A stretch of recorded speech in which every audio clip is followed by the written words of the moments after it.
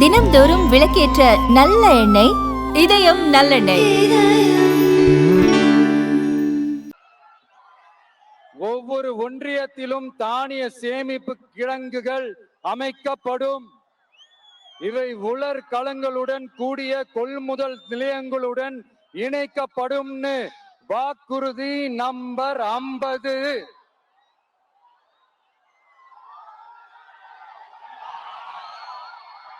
கொப்பரை தேங்காயை தமிழக அரசே கொள்முதல் செய்யும்.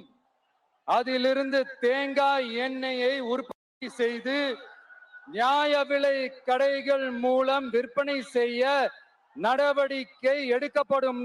வாக்குறுதி நம்பர் 66.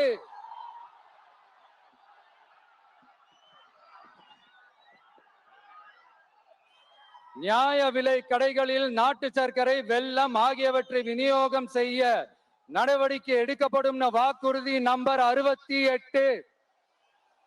அரசு ஊழியர்கள் மற்றும் ஆசிரியர்களுக்கு மட்டும் இல்ல, போக்குவரத்து ஊழியர்களுக்கும் பழைய ஓய்வூதிய திட்டம் செயல்படுத்தப்படும்.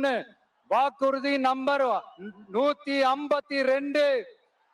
இதெல்லாம் சொன்னாங்களே, செஞ்சாங்களா? இப்ப நம்ம நாமக்கல் மாவட்டத்துக்கு வருவோம். ஒரு நாளைக்கு 5 கோடி முட்டைகள் உற்பத்தி செய்யப்பட்டு உலகம் முழுவதும் ஏற்றுமதி ஆகிற இந்த நாமக்கல் மாவட்டத்துல அந்த முட்டைகள் வீணாகாம பாதுகாப்பா வைக்க முட்டை சேமிப்பு கிடங்குகள் அமைக்கணும்ன்ற அந்த கோரிக்கையும், பாக்டீரியா மற்றும் வைரலாஜிக்கல் பரிசோதனையை மேற்கொள்ள ஆராய்ச்சி மையம் அமைக்கணும்ன்ற கோரிக்கையும் பல ஆண்டுகளா இருக்கு. ஆனா அதை இதுவரைக்கும் ஆண்ட கட்சிகளும் சரி, இப்ப ஆளும் கட்சிகளும் சரி, அத பத்தி கொஞ்சம் கூட யோசிக்கவே இல்லை. அப்புறம் திமுக எம்எல்ஏவுக்கு சொந்தமான ஒரு மருத்துவ கல்லூரியில் நடைபெற்ற கிட்னி திருட்டு, அதுதான் நாடறிஞ்ச விஷயமாச்சு.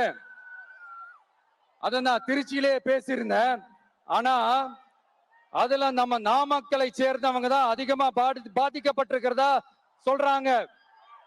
அதிலும் குறிப்பா விசைத்தறியில் பணிபுரியும் ஏழை பெண்களை குறிவைத்து அந்த கிட்னி திருட்டு நடந்திருக்குன்னு சொல்றாங்க.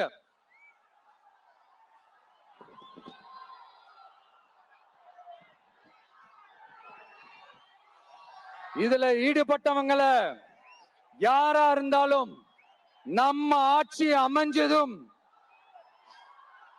கடுமையாக தண்டிக்கப்படுவார்கள். இந்த கிட்னி திருட்டுக்கு ஆரம்பம் எங்க இருக்குன்னு பாத்தீங்கன்னா, கந்துவட்டி கொடுமையில இருக்கு. அதாவது விசைத்தறி தொழிலாளர்களோட வாழ்க்கை தரத்தையும் பொருளாதாரத்தையும் இந்த ஏமாற்று மாடல் திமுக அரசு மேம்படுத்தாத காரணத்தால அவங்க கிட்னி விற்கிற அளவுக்கு தள்ளப்பட்டிருக்கிறாங்க. இது எவ்வளவு பெரிய ஒரு கொடுமை! விசை தொழிலாளர்களோட வாழ்க்கை தரத்தையும் பொருளாதாரத்தையும் மேம்படுத்த தேவையான தீர்வுகளை யோசிச்சு உறுதியா எங்க தேர்தல் அறிக்கையில சொல்வோம்.